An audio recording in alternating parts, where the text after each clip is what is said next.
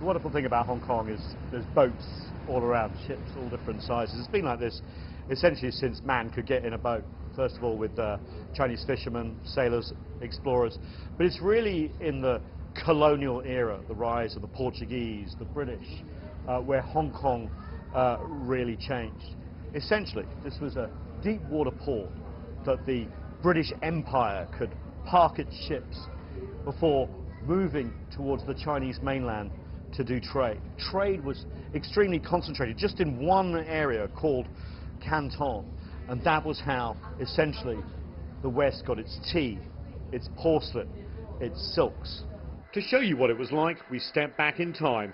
Dr. Libby Chan shows us around the wonderful Hong Kong Maritime Museum. So when you look at this painting in early 18th century, and this is the city of Canton and only this area. So we're talking about 5 or 6 trading houses. Yes. This is it. This is the whole China trade. Whole China trade.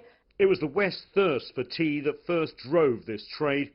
The problem for the West is that Imperial China didn't really want Western goods in return. So the traders had to pay in silver. That's why lots of silver, they were flood in China for tea trade. You know, it reminds me of now, the trade war, the trade deficit, right? There was a big one then, right? Yeah. All this silver flooding into China. Then the traders discovered silks and other commodities. Most importantly, porcelain, China as it's known. And they still paid in silver. Talk about the porcelain in China, that will start very, very early. And will be in like 2,000 years ago that technology developed.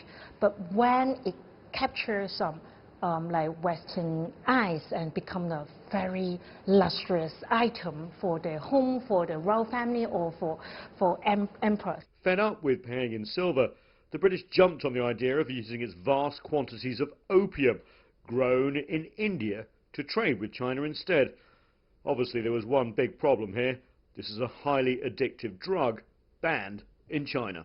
We know in 18th century it's very clear that like the Jiaqing emperor said there's no opium trade because everyone knows this kind of drugs is harmful to everyone. Yeah. But the European countries or Western countries still love tea, porcelain. So what to trade with them? And I no longer have enough currency. In the end, backed by the British government, the East India Company forced open the Chinese market to opium with devastating consequences.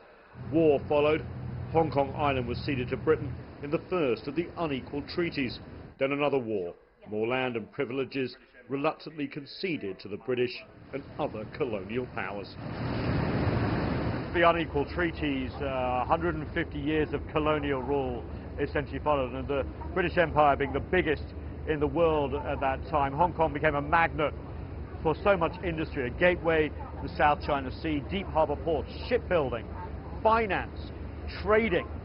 But essentially that led to 2 very, very different systems. We had Hong Kong on the one side and of course the Chinese mainland. So essentially that's how it became separated. These are the 2 systems. But of course there's one more date to remember, and that is in 1997, when after over a decade of negotiations, the British returned Hong Kong, Kowloon, the new territories, and all the islands back under Chinese rule for the first time in 150 years.